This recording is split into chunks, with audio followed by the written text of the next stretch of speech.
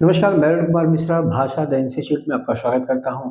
दोस्तों, आज हम असिस्टेंट प्रोफेसर विज्ञापन संख्या 51 के संदर्भ में जो यूनिट 10 है, उससे एक बहुत विशेष चैप्टर लेकर के आपके समक्ष उपस्थित हुआ हूं, जिसका नाम है ओम्बुड्समैन, लोकपाल या लोकायुक्त। तो आज इसके संदर्भ में जो भी महत्वपूर्ण प्रश्न होंगे, उनके बारे में हम आपसे चर्चा करेंगे। तो चलिए देखते हैं। ओम्बुड्समैन के बारे में जितने भी महत्वपूर्ण क्वेश्चन हैं, हमने पूरी कोशिश की है कि इसमें जो भी एग्जाम में पूछे जाने योग्य प्रश्न हैं, वो सारे प्रश्न हमारे इस लेक्चर में आ जाए। तो जैसे पहला है, ओम्बुड्समैन स्वीडिश भाषा के ओम्बुड से लिया गया है। ये इंपॉर्टेंट हो सकता है, जिसका अर्थ है प्रतिनिधि, प्रवक्ता या वकील। तो आपने देखा होगा, ये प्रश्न पूछा जा चुका है। सर्वप्रथम 1909 में स्वीडन में ओम्बुड्समैन नामक संस्थान की स्थापना किया गया। तो ये तो कई बार पूछा भी गया है और आप इसके बारे में अच्छे से जानते भी हैं। अन्य देशों में जो ओम्बुड्समैन की स्थापना के संदर्भ में, तो स्वीडन के बाद फिनलैंड में हुआ 1919 में, फिर डेनमार्क में हुआ 1955 में, फिर नॉर्वे में 1962 में, फिर गुयाना में 1966 में, फिर ब्रिटेन में 1967 में। तो ये भी आपसे पूछा जा सकता है, क्रम भी पूछा जा सकता है इसके संदर्भ में कि कहाँ ओम्बुड्समैन या लोकपाल या शिकायत निवारण प्रणाली का सर्वप्रथम जो है विकास हुआ। तो स्वीडन में हुआ, उसके बाद इसका अनुक्रम पूछा जा सकता है आपसे।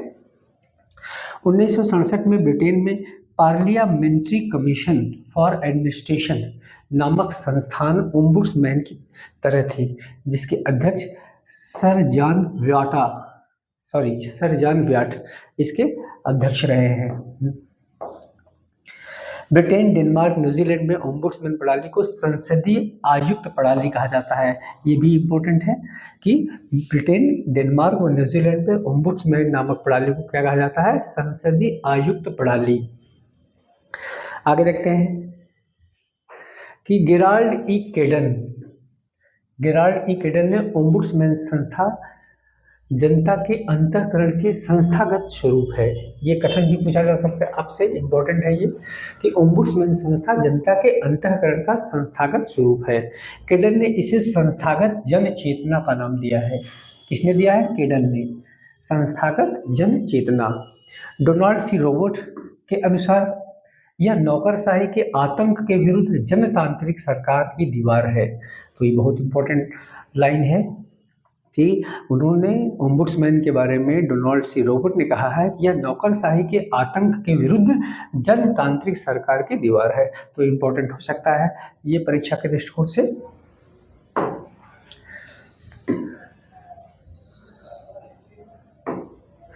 और स्वीडन में नेक्स्ट है, स्वीडन में ओम्बुड्समैन की नियुक्ति संसद द्वारा 4 वर्ष के कार्यकाल के लिए की जाती है। इसे केवल संसद द्वारा ही हटाया जा सकता है। तो चूंकि सबसे पुरानी संस्था है, तो इसलिए पूछा जा सकता है कि ओम्बुड्समैन जो स्वीडन में है उसको किस प्रकार हटाया जाता है। तो उसे संसद द्वारा जो है नियुक्त भी किया जाता है और संसद द्वारा हटाया भी जाता है। यह एक संवैधानिक संस्था है। वहाँ क्या है? यह एक संवैधानिक संस्था के रूप में है स्वीडन में। नेक्स्ट है ब्रिटेन में शिकायत पहले क्षेत्र में विशेष सांसद को, ब्रिटेन में जो शिकायत होती है वो सबसे पहले जो क्षेत्र विशेष के सांसद होते हैं उनको की जाती है। उनसे असफल होने के बाद, मतलब उनके द्वारा निराकरण न होने पर जो है यह पार्लियामेंट्री कमिश्नर को दी जाती है।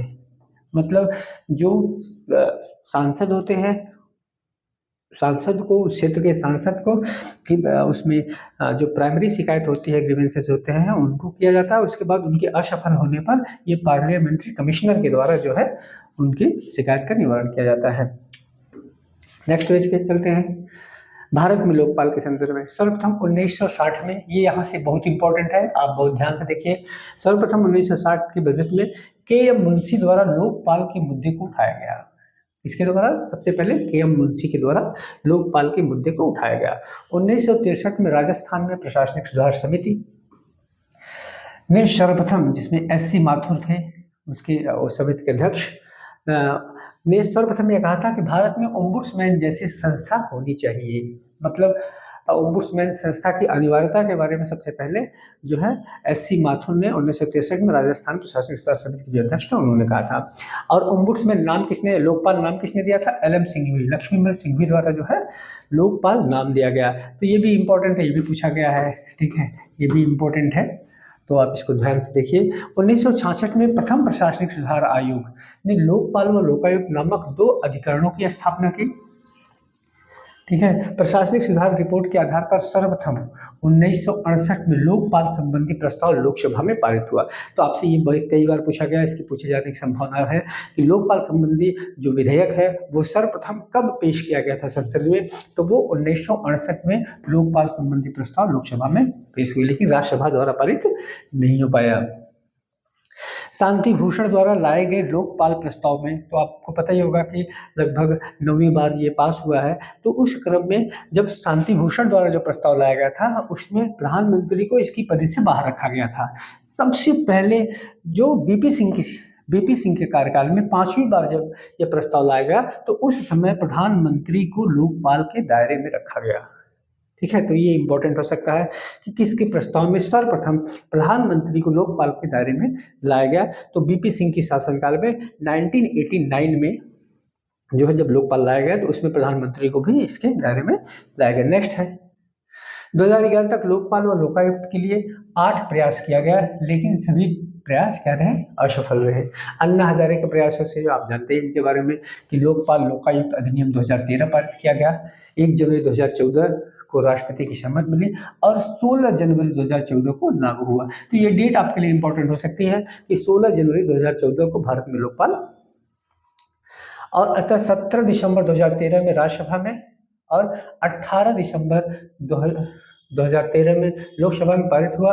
1 जनवरी 2014 को राष्ट्रपति प्रणब मुखर्जी द्वारा हस्ताक्षर और 16 जनवरी 2014 को ये लागू हुआ। लोकपाल व लोकायुक्त एक वैधानिक पद है, न कि संवैधानिक। यह एक संवैधानिक पद नहीं है, क्या है ये? वैधानिक है, स्टैट्यूटरी बॉडी है ये। इसमें 1 अध्यक्ष और 8 सदस्य होते हैं भारत के संदर्भ में। इसमें 4 सदस्य न्यायिक पृष्ठभूमि के, 4 सदस्य एसटी, एससी, ओबीसी, अल्पसंख्यक तथा महिलाओं में से होंगे। नेक्स्ट है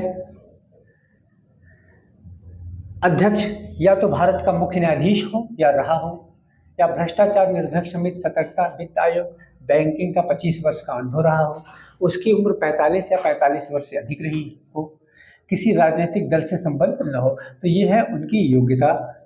योग्यता में क्या है? वह भारत का मुख्य न्यायाधीश हो या रहा हो, या भ्रष्टाचार निरोधक नीति, सतर्कता, वित्त, बीमा, बैंकिंग का 25 वर्ष का अनुभव रहा हो, 45 वर्ष या उससे अधिक का हो, किसी राजनीतिक दल से संबंध न हो। एक बहुत इंपॉर्टेंट फैक्ट है कि कार्मिक व प्रशिक्षण विभाग द्वारा लोकपाल के अध्यक्ष व सदस्यों बनने के इच्छुक अभ्यर्थियों की सूची बनाएगा और वह चयन समिति को भेजेगा। कौन बनाता है चयन समिति के इच्छुक अभ्यर्थियों की लिस्ट? वो कार्मिक एवं प्रशिक्षण विभाग। अब चयन समिति में कौन कौन शामिल होते हैं? चयन समिति में प्रधानमंत्री अध्यक्ष, स्पीकर मतलब लोकसभा अध्यक्ष, सदस्य, लोकसभा में विपक्ष का नेता भी सदस्य, मुख्य न्यायाधीश या द्वारा नामित एक सदस्य होगा, और राष्ट्रपति द्वारा नामित एक प्रख्यात न्यायविद सदस्य होगा, ठीक है। कार्यकाल 5 वर्ष या 70 वर्ष की आयु जो भी पहले हो। राष्ट्रपति को संबोधित त्यागपत्र है, इसके बारे में तो आपको पता ही होगा। नेक्स्ट है वेतन भत्ते। अध्यक्ष को भारत के मुख्य न्यायाधीश तथा सदस्यों को सुप्रीम कोर्ट के अन्य न्यायाधीश को समान वेतन भत्ते मिलेंगे, भारत की संचित नीति पर भारित होंगे। अध्यक्ष पुनर्नियुक्ति का पात्र नहीं होगा, ये इंपॉर्टेंट है। अध्यक्ष जो है वो पुनर्नियुक्ति का पात्र नहीं होगा, लेकिन सदस्य की नियुक्ति अध्यक्ष के रूप में की जा सकती है। शर्त यह है कि कुल पदावधि 5 वर्ष से अधिक नहीं होनी चाहिए। अध्यक्ष की पुनर्नियुक्ति नहीं होगी, लेकिन सदस्य की नियुक्ति अध्यक्ष के रूप में हो सकती है, लेकिन शर्त यह है कि पूरा जो ड्यूरेशन है वो 5 साल से अधिक नहीं होना चाहिए। पद छोड़ने पर 5 वर्ष तक राष्ट्रपति, उपराष्ट्रपति, संसद सदस्य, राज्य विधानसभा या निगम व पंचायत का चुनाव नहीं लड़ सकता है।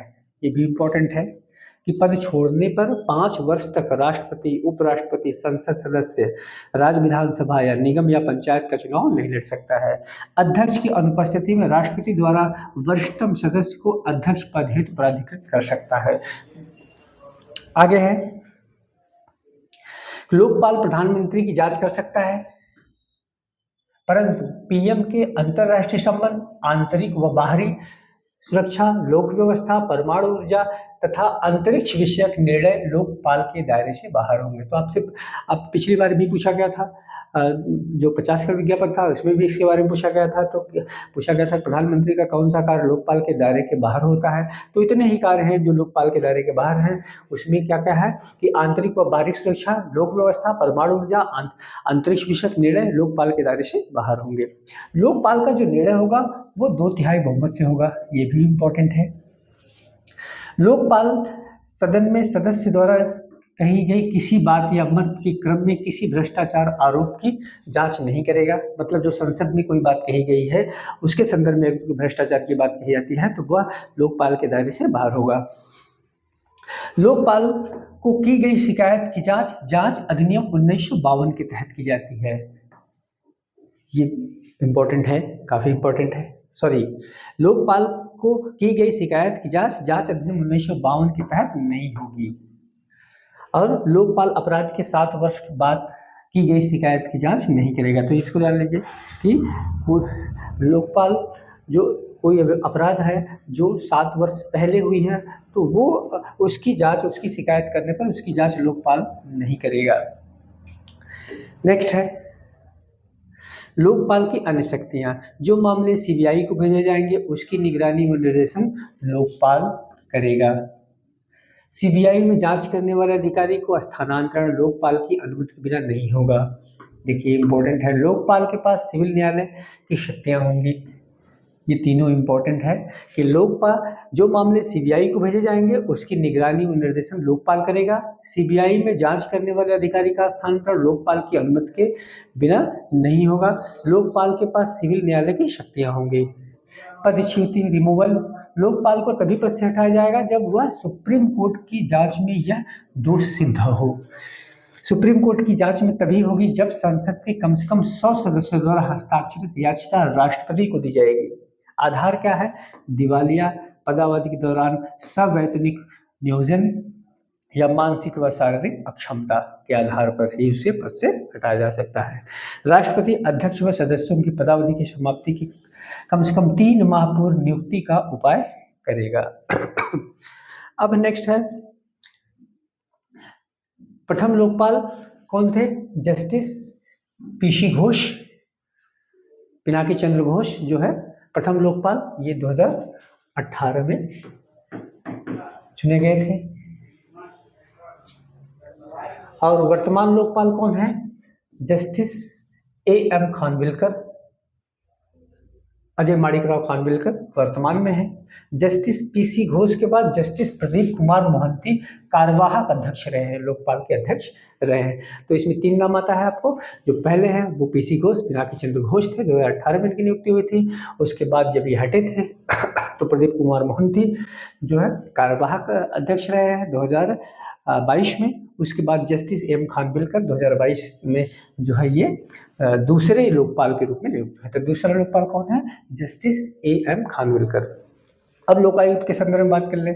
सर्वप्रथम 1970 में लोकायुक्त संबंधी प्रावधान जो है लागू किया गया उड़ीसा में, लेकिन उसका कार्यालय नहीं बना और जो है लोकायुक्त की स्थापना नहीं हो पाई और वो 1983 में की गई। महाराष्ट्र में 1971 में लोकायुक्त नियुक्त करने का प्रथम राज्य बना। मतलब पहली बार लोकायुक्त नियुक्त करने वाला प्रथम राज्य कौन है? महाराष्ट्र। लोकपाल शब्द लक्ष्मीमल सिंह ने 1963 में दिया था, मैं आपको बताया था। प्रथम प्रशासनिक सुधार आयोग द्वारा लोकपाल और लोकायुक्त की स्थापना का सुझाव दिया गया था। ये सब रही बातें आपके लोकपाल के संदर्भ में। हमने प्रयास किया है जितना भी लोकपाल के संदर्भ में प्रश्न बन सकते हैं सबको हमने अपने लेक्चर में शामिल किया है। मिलते हैं एक नए लेक्चर के साथ, तब तक के लिए धन्यवाद।